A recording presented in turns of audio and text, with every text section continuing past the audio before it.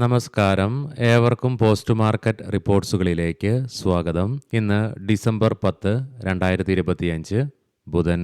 അങ്ങനെ ഇന്ന് രാത്രി യുഎസിൽ നിന്നും ഫെഡ് ഇൻട്രസ്റ്റ് റേറ്റ് ഡിസിഷനും അടുത്ത വർഷത്തേക്കുള്ള സെൻട്രൽ ബാങ്കിന്റെ സൂചനകളും വരാനിരിക്കെ ഇന്നും തുടർച്ചയായി മൂന്നാമത്തെ ട്രേഡിംഗ് സെക്ഷനിലും ഇന്ത്യൻ മാർക്കറ്റിനെ നഷ്ടത്തോടുകൂടി തന്നെ വ്യാപാരം അവസാനിപ്പിക്കേണ്ടതായിട്ട് വന്നു. ഇന്നും നമ്മുടെ മാർക്കറ്റിനെ നഷ്ടത്തിലേക്ക് നയിക്കുവാനുണ്ടായ കാരണങ്ങൾ എന്തൊക്കെയാണെന്ന് വിശദമായി തന്നെ നമുക്ക് ഈ വീഡിയോയിൽ പരിശോധിക്കാം.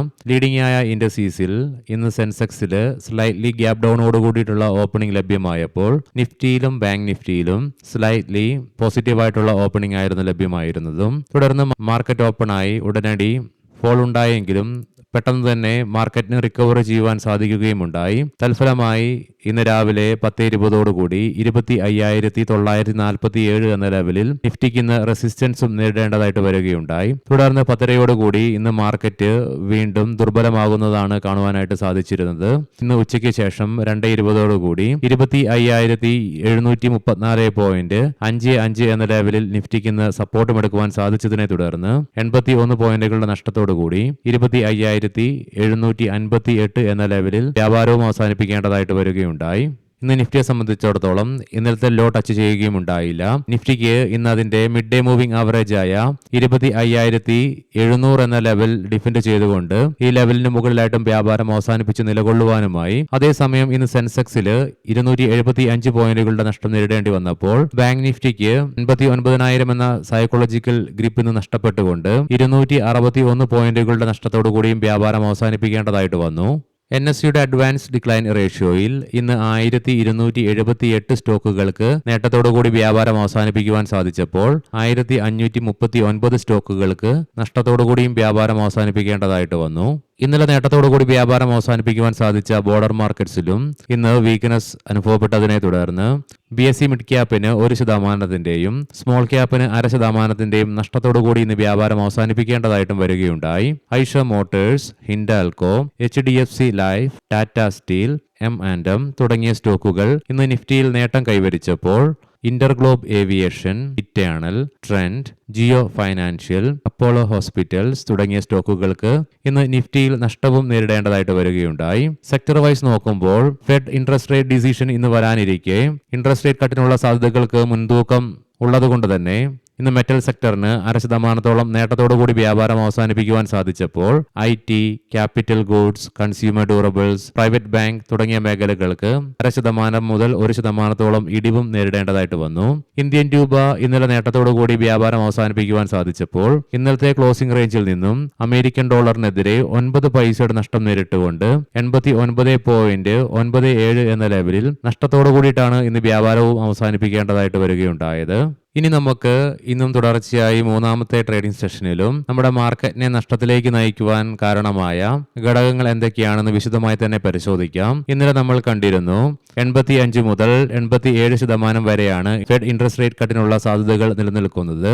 അതിനാൽ തന്നെ മാർക്കറ്റും നിക്ഷേപകരും 25 ബേസിസ് പോയിന്റ് കട്ട് യുഎസിലെ സെൻട്രൽ ബാങ്ക് ഇന്ന് നടപ്പിലാക്കുമെന്നുള്ള പ്രതീക്ഷയിലാണെങ്കിലും നിലവിലെ പണപ്പെരുപ്പത്തെയും തൊഴിൽ വിപണിയിലെ അപകട സാധ്യതകളെയും കുറിച്ച് ഫെഡ് ഉദ്യോഗസ്ഥർക്കിടയിൽ വ്യത്യസ്തമായ വീക്ഷണങ്ങൾ നിലനിൽക്കുന്നതിനാൽ തന്നെ വരാൻ പോകുന്ന 2026 സെൻട്രൽ ബാങ്കിന്റെ നിലപാടിനെക്കുറിച്ച് നിക്ഷേപകർ വ്യക്തതയ്ക്ക് വേണ്ടി കാത്തിരിക്കുന്ന കാഴ്ചയാണ് ഇന്ന് മാർക്കറ്റിൽ കാണുവാനായിട്ട് സാധിക്കുക. ഇതിനു പുറമെ മെയ് മാസത്തിൽ കാലാവധി അവസാനിക്കുന്ന നിലവിലെ ഫെഡ് ചെയർമാനായ ജെറോം പവലിന്റെ പിൻഗാമിയെക്കുറിച്ചുള്ള അനിശ്ചിതത്വം കൂടുതൽ ആഴത്തിലേക്കുള്ള വെട്ടിക്കുറവുകൾ ഉണ്ടാകുമെന്നുള്ള പ്രതീക്ഷകളെ മങ്ങലേൽപ്പിക്കുക തന്നെയുണ്ടായി. അതുകൊണ്ട് തന്നെ തിങ്കളാഴ്ച മുതൽ ഗ്ലോബൽ മാർക്കറ്റിൽ എന്നതുപോലെ തന്നെ ഇന്ത്യൻ മാർക്കറ്റിലും ഇന്ന് മൂന്നാമത്തെ ട്രേഡിംഗ് സെഷനിലും ഫെഡ് ഇൻട്രസ്റ്റ് റേറ്റ് ഡിസിഷൻ വരാനിരിക്കുന്നതിനാലും മാത്രമല്ല അതിലേറെ ഇന്ന് സെൻട്രൽ ബാങ്കിന്റെ ഭാഗത്ത് നിന്നും 2026 വർഷത്തിലേക്കുള്ള സെൻട്രൽ ബാങ്കിന്റെ നിലപാടിന് വേണ്ടിയിട്ടുള്ള കാത്തിരിപ്പിലാണ് മാർക്കറ്റും നിക്ഷേപകരും. ഇതിനു മുന്നോടിയായിട്ട് ഇന്നും മാർക്കറ്റിലുണ്ടായ ജാഗ്രതയാണ് പ്രധാനമായും തുടർച്ചയായി ഇന്ന് നമ്മുടെ മാർക്കറ്റിനെ നഷ്ടത്തിലേക്ക് നയിക്കുകയുണ്ടായത്. ഇതിനു പുറമെ തിങ്കളാഴ്ച മുതൽ തുടങ്ങിയ വീക്കായിട്ടുള്ള ഗ്ലോബൽ ക്യൂസ് ഇന്നും ഗ്ലോബൽ മാർക്കറ്റിൽ തുടരുകയുണ്ടായി, യൂറോപ്യൻ, ഏഷ്യൻ മാർക്കറ്റ്സ് ഉൾപ്പെടെ. മാത്രമല്ല വിദേശ ധനകാര്യ സ്ഥാപനങ്ങൾ ഇന്നലെയും തുടർച്ചയായി ഈ മാസത്തെ 7ാമത്തെ ട്രേഡിംഗ് സെഷനിലും ഇന്ത്യൻ ക്യാഷ് മാർക്കറ്റിൽ സെല്ലിംഗ് തുടരുക മാത്രമല്ല ഈ മാസത്തെ ഏറ്റവും വലിയ സെല്ലിംഗ് ആണ് ഇന്നലെ ഇന്നലെ അവരുടെ ഭാഗത്ത് നിന്ന് വരികയുണ്ടായത് 3760 കോടി രൂപയ്ക്ക്. ഇതിനു പുറമെ ഇന്ന് ബ്രന്റ് ക്രൂഡിന്റെയും ക്രൂഡ് ഓയിലിന്റെയും വിലയിൽ 0.5% ഉയർച്ചയും രേഖപ്പെടുത്തുകയുണ്ടായി. ബ്രന്റ് ക്രൂഡിന്റെ വിലയിൽ നിന്നുണ്ടായ ഉയർച്ച മൂലം അത് ഇക്വിറ്റി മാർക്കറ്റിനെയും പ്രഷർ ചെയ്യുക തന്നെയുണ്ടായി. ഈ പറഞ്ഞ കാരണങ്ങളൊക്കെയാണ് ഇന്നും തുടർച്ചയായി നമ്മുടെ മാർക്കറ്റിനെ നഷ്ടത്തിലേക്ക് നയിക്കുകയുണ്ടായത്. ഇനി നമുക്ക് ഗ്ലോബൽ മാർക്കറ്റുകൾ പരിശോധിക്കാം. നിലവിൽ യുഎസിലെ ഡോ ജോൺസ് ഫ്യൂച്ചർ 23 പോയിന്റുകളുടെ നേട്ടത്തോടുകൂടി സ്ലൈറ്റ്ലി പോസിറ്റീവായിട്ടാണ് വ്യാപാരത്തിൽ തുടർന്നുകൊണ്ടിരിക്കുന്നത്. യൂറോപ്യൻ മാർക്കറ്റ്സിൽ ഇന്ന് UK മാർക്കറ്റ് നേരിയ നേട്ടത്തോടുകൂടി വ്യാപാരത്തിൽ തുടരുമ്പോൾ ജർമ്മൻ മാർക്കറ്റ് 0.5% നഷ്ടത്തിലാണ് വ്യാപാരത്തിൽ തുടർന്നുകൊണ്ടിരിക്കുന്നത്.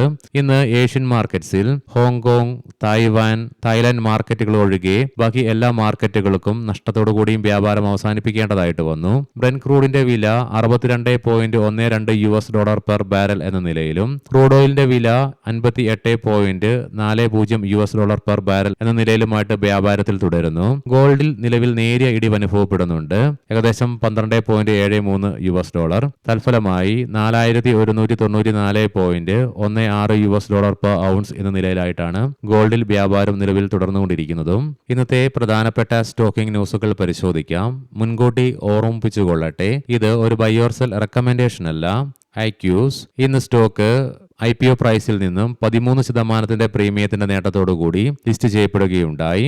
മീഷോ ഇന്ന് സ്റ്റോക്ക് IPO പ്രൈസിൽ നിന്നും 46% പ്രീമിയത്തിന്റെ നേട്ടത്തോടുകൂടി ലിസ്റ്റ് ചെയ്യപ്പെടുകയുണ്ടായി. തുടർന്ന് വീണ്ടും സ്റ്റോക്ക് 14% റാലി രേഖപ്പെടുത്തിയതിനെ തുടർന്ന് ഇൻട്രാഡേ ബേസിസിൽ 60% നേട്ടം IPO പ്രൈസിൽ നിന്നും സ്റ്റോക്കിൽ അനുഭവപ്പെടുകയുണ്ടായി. വിദ്യ വയേഴ്സ് ഇന്ന് സ്റ്റോക്ക് ഫ്ലാറ്റ് ആയിട്ടാണ് ലിസ്റ്റിംഗ് രേഖപ്പെടുത്തിയതെങ്കിലും തുടർന്ന് സ്റ്റോക്കിന് കൈവരിക്കുവാൻ സാധിച്ച നേട്ടത്തിന്റെ ഫലമായിട്ട് 12% റാലിയും കൈവരിക്കുവാനായി. അനിൽ അംബാനി ഗ്രൂപ്പ് അനിൽ അംബാനിയുടെ മകനെതിരെ CBI തട്ടിപ്പ് കേസ് ഫയൽ ചെയ്തതിനെ തുടർന്ന് ഇന്ന് റിലയൻസ് ഇൻഫ്ര, റിലയൻസ് പവർ എന്നിവയുടെ ഓഹരികൾ 5% വരെ ഇൻട്രാഡേ ബേസിസിൽ ഇടിവ് രേഖപ്പെടുത്തുകയുണ്ടായി. Bajaj auto lithium ion battery ഇറക്കുമതിയിൽ തെറ്റായ വർഗീകരണം നടത്തിയതിന് കസ്റ്റംസിൽ നിന്ന് 1.36 കോടി രൂപയുടെ പിഴ ചുമത്തുകയുണ്ടായി. സാഗിൽ prepaid oceans Mastercard Asia Pacific കമ്പനിയുമായി ഒരു കരാറിൽ ഏർപ്പെട്ടതായിട്ട് കമ്പനി പ്രഖ്യാപിച്ചു. സബ്ബെക്സ് യൂറോപ്പിൽ നിന്നും $1 മില്യൺ കരാർ കമ്പനിക്ക് ലഭിക്കുകയുണ്ടായി. ഏവർക്കും ശുഭരാത്രി നേരുന്നു. നാളെ രാവിലെ പ്രീ മാർക്കറ്റ് റിപ്പോർട്ട്സുമായി കണ്ടുമുട്ടാം. നന്ദി, നമസ്കാരം.